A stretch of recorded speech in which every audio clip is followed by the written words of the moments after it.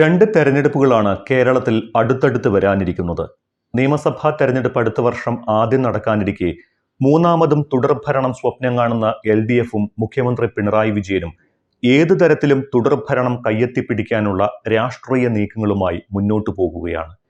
കേരളത്തിലെ മാറിയ രാഷ്ട്രീയ സാഹചര്യത്തിൽ എങ്ങനെ മുന്നോട്ട് നീങ്ങിയാൽ വോട്ട് നേടാം എന്നറിയാത്ത ആളല്ല മുഖ്യമന്ത്രി പിണറായി വിജയനെ പോലുള്ള രാഷ്ട്രീയ തന്ത്രജ്ഞൻ.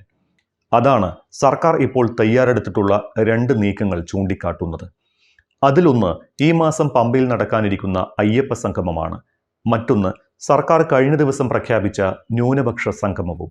വിശ്വാസി സമൂഹത്തെ ചേർത്ത് പിടിച്ചും ഒപ്പം നിർത്തിയുമല്ലാതെ ആർക്കായാലും ഏത് മുന്നണിക്കായാലും അധികാരം സ്വപ്നം കാണാൻ സാധിക്കില്ല എന്നിരിക്കെ വിശ്വാസികൾക്കൊപ്പം തങ്ങളുണ്ട് എന്ന ധ്വനി വരുത്തുകയാണ് പിണറായി വിജയൻ ഈ രണ്ട് സംഗമങ്ങളിലൂടെ.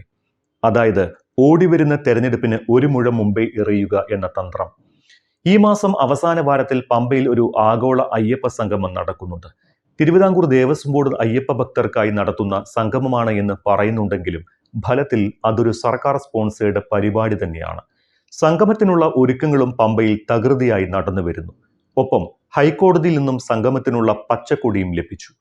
അയ്യപ്പ സംഗമം രാഷ്ട്രീയ ലക്ഷ്യത്തോടെയുള്ളതാണ് എന്ന് പറഞ്ഞ് UDF പങ്കെടുക്കാതിരിക്കുന്നുണ്ടെങ്കിലും പൂർണ്ണമായും സംഗമത്തെ തള്ളി പറഞ്ഞിട്ടില്ല. അതിന്റെ വിശദാംശങ്ങളിലേക്ക് നമുക്ക് പിന്നെ വരാം.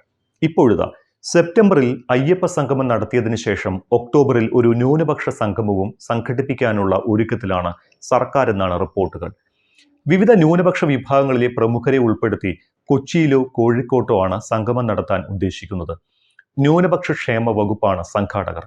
മുസ്ലിം ക്രിസ്ത്യൻ വിഭാഗങ്ങളിൽ നിന്നായി തെരഞ്ഞെടുക്കപ്പെട്ട 1500 പ്രതിനിധികളെ പങ്കെടുപ്പിക്കുകയും ചെയ്യുമെന്ന വിവരം പുറത്തു വന്നിട്ടുണ്ട്. എന്നാൽ സംഗമത്തിന്റെ അജണ്ട എന്താണ് ഇതുകൊണ്ട് ലക്ഷ്യമിടുന്നത് എന്നൊന്നും സർക്കാർ വ്യക്തമാക്കിയിട്ടില്ല.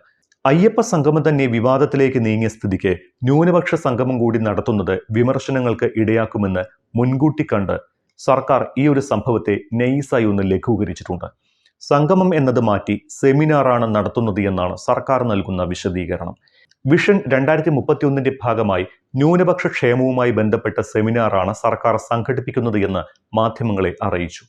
2031 കേരളം എങ്ങനെയായിരിക്കണമെന്ന വിഷയത്തിൽ ആശയങ്ങൾ ശേഖരിക്കാൻ വിവിധ വകുപ്പുകളുമായി ബന്ധപ്പെട്ട 33 സെമിനാറുകൾ സംഘടിപ്പിക്കുന്നതിൽ ഒന്നാണ് ഇതെന്ന് പറയുന്നുണ്ടെങ്കിൽ ഫലത്തിൽ അതൊരു ന്യൂനപക്ഷ വിഭാഗങ്ങളുടെ സംഗമം തന്നെയാകും നടക്കുക. ബുദ്ധ ജൈന വിഭാഗങ്ങളിൽ നിന്നുൾപ്പെടെയുള്ള പ്രതിനിധികൾ പങ്കെടുക്കുമെന്നാണ് അറിയുന്നത്. പമ്പയിൽ നടക്കാനിരിക്കുന്ന അയ്യപ്പ സംഗമത്തിന്റെ ഉദ്ദേശ ലക്ഷ്യങ്ങളെക്കുറിച്ച് വലിയ രീതിയിൽ CPM-ഉം സർക്കാരും വിമർശനം ഏറ്റുവാങ്ങിക്കൊണ്ടിരിക്കുമ്പോൾ തന്നെയാണ് ന്യൂനപക്ഷ സംഗമത്തിലേക്ക് കൂടി സർക്കാർ കാലെടുത്ത് വെക്കുന്നത് എന്ന് നമ്മൾ കാണാതെ പോകരുത്. സ്വാഭാവികമായും അയ്യപ്പ സംഗമം ഭൂരിപക്ഷ പ്രീണനത്തിനുള്ള സർക്കാർ എന്ന തരത്തിൽ വിമർശിക്കപ്പെടും. അങ്ങനെയൊരു വിമർശനം ഉയരുന്നുമുണ്ട്. അത്തരമൊരു ഘട്ടത്തിൽ സർക്കാർ ഒരു വിഭാഗത്തെയും പ്രീണിപ്പിക്കുന്നില്ല എന്ന ചിത്രം വരുത്താനുള്ള സർക്കാരിന്റെയും CPM-ന്റെയും ഒരു ശ്രമമായി ഇതിനെ കാണണം. ഒപ്പം ന്യൂനപക്ഷ ഭൂരിപക്ഷ വിശ്വാസ വോട്ടർമാരെ ഒപ്പം നിർത്താതെ ഇനി അങ്ങോട്ട് മുന്നോട്ട് പോകാൻ പറ്റില്ല എന്ന സർക്കാരിന്റെയും CPM-ന്റെയും തിരിച്ചറിവിൽ നിന്നാണ് ഈ രണ്ട് സംഗമങ്ങളും പിറവിയെടുത്തത് എന്ന് നമ്മൾ കാണണം. കാരണം മൂന്നാമതൊരു ഊഴം കൂടി CPM കേരള ഭരണത്തിൽ സ്വപ്നം കാണുന്നുണ്ട്. അതിന് ഏതെങ്കിലും തരത്തിൽ വിഘാതമുണ്ടാകുന്നുവെങ്കിൽ അത് വിശ്വാസി സമൂഹത്തിന്റെ ഇടഞ്ഞു നിൽക്കലായിരിക്കുമെന്ന് സർക്കാരിന് നന്നായിട്ടറിയാം. അതിന് ഒരു മുഴം മുന്നേ എറിച്ചിലാണ് ഈ അയ്യപ്പ ന്യൂനപക്ഷ സംഗമങ്ങൾ. അതിൽ തന്നെ അയ്യപ്പ സംഗമത്തിനെതിരായി വന്ന വിമർശനങ്ങളുടെ മുനയൊടിക്കാനാണ് സർക്കാരിന്റെ ന്യൂനപക്ഷ സംഗമ നീക്കം എന്നാണ് രാഷ്ട്രീയ നിരീക്ഷണം. അയ്യപ്പ സംഗമത്തിലൂടെ ഭൂരിപക്ഷ സമുദായത്തെയും ന്യൂനപക്ഷ സംഗമത്തിലൂടെ കേരളത്തിലെ പ്രബല ന്യൂനപക്ഷങ്ങളായ മുസ്ലിങ്ങളെയും ക്രിസ്ത്യാനികളെയും കയ്യിലെടുക്കാമെന്നും സർക്കാർ കണക്കുകൂട്ടുന്നുണ്ട്. എന്നാൽ വലതുപക്ഷ മുസ്ലിം സംഘടനകളായ സമസ്തയോ സുപ്രധാനമായ രാഷ്ട്രീയ പാർട്ടി എന്ന നിലയിൽ മുസ്ലിം ലീഗോ ഇതിനോട് എങ്ങനെ പ്രതികരിക്കുമെന്നറിയില്ല. സർക്കാർ ഉദ്ദേശിക്കുന്നത് എന്താണ് എന്നത് സംബന്ധിച്ച് കൃത്യമായ ഒരു ചിത്രം ലഭിക്കട്ടെ എന്ന നിലപാടിലാണ് സമസ്ത. പൊതുവെ ലീഗ് അനുകൂലികൾ കൂടുതലുള്ള സമസ്ത ഏതെങ്കിലും സാഹചര്യത്തിൽ സംഗമത്തിൽ പങ്കെടുത്താൽ അത് മുസ്ലിം ലീഗിൽ ഉണ്ടാക്കുന്ന പൊട്ടിത്തെറിയും മുൻകൂട്ടി കാണണം. പിന്നെ മറ്റൊരു വിഭാഗം കാന്തപുരം സുന്നി വിഭാഗമാണ്. സാധാരണഗതിയിൽ ഇടതുപക്ഷത്തിനൊപ്പം എന്നും ഉറച്ചു നിൽക്കുന്ന അവർ ഈ സംഗമത്തിനും ഉണ്ടാകും. മുൻപും മുസ്ലിം ന്യൂനപക്ഷങ്ങളെ ബാധിക്കുന്ന വിഷയങ്ങളിൽ CPM സംഗമങ്ങൾ നടത്തുകയും വിജയിപ്പിക്കുകയും ചെയ്തിട്ടുണ്ട്. അതൊക്കെ പൗരത്വം പോലുള്ള വിഷയങ്ങളിലായിരുന്നു. അന്നൊക്കെ ലീഗിനേക്കാൾ മുന്നേ ഇതൊക്കെ ചിന്തിച്ച് നടപ്പാക്കി വിജയിച്ചവരാണ് CPM എന്നും അന്ന് അതിനെ ലീഗ് പിന്തുണച്ചിട്ടുണ്ട് എന്നും ഓർക്കണം. അയ്യപ്പ സംഗമത്തെ നിഷേധിക്കുകയോ ബഹിഷ്കരിക്കുകയോ ചെയ്യില്ല എങ്കിലും അതിന്റെ ഉദ്ദേശ ലക്ഷ്യങ്ങളെക്കുറിച്ച് പ്രചാരണം നടത്താൻ UDF തീരുമാനിച്ചിട്ടുണ്ട്. കഴിഞ്ഞ 9 കൊല്ലവും ഇല്ലാതിരുന്ന അയ്യപ്പ പ്രേമം എവിടെ നിന്നുണ്ടായി? സ്ത്രീ പ്രവേശനത്തിനെതിരെ നടന്ന പ്രതിഷേധങ്ങൾക്കെതിരെ എടുത്ത കേസുകൾ പിൻവലിക്കുമോ എന്ന ചോദ്യങ്ങളിലൂടെയാണ് അയ്യപ്പ സംഗമത്തെ പ്രതിപക്ഷം നേരിടുന്നത്. അയ്യപ്പ സംഗമം ഒരു പരിധിവരെ വിജയിച്ചുകൂടാ എന്നില്ല. അയ്യപ്പ സംഗമം നടത്തിയ ശബരിമല സ്ത്രീ പ്രവേശന വിവാദത്തിലൂടെ തങ്ങളിൽ നിന്നകന്ന ഹിന്ദു വോട്ടുകൾ തിരികെ എത്തിക്കുന്നതിൽ ഏകോപിപ്പിക്കുന്നതിൽ ഒരു പരിധിവരെ പിണറായി വിജയൻ വിജയിച്ചു എന്ന് തന്നെ വരാം. പ്രത്യേകിച്ച് ഹൈക്കോടതിയിൽ നിന്ന് സംഗമത്തിന് പച്ചക്കൊടി ലഭിക്കുക കൂടി ചെയ്ത ഘട്ടത്തിൽ. അങ്ങനെയിരിക്കുമ്പോൾ ന്യൂനപക്ഷ സംഗമത്തിലൂടെ ന്യൂനപക്ഷ വോട്ടുകൾ കൂടി തങ്ങളിലേക്ക് വന്നു ചേർന്നാൽ അനായാസം മൂന്നാം ഭരണം എന്ന സ്വപ്നത്തിലേക്ക് നടന്നു കയറാം എന്ന് പിണറായി വിജയനും CPM-ഉം കരുതുന്നുണ്ട്.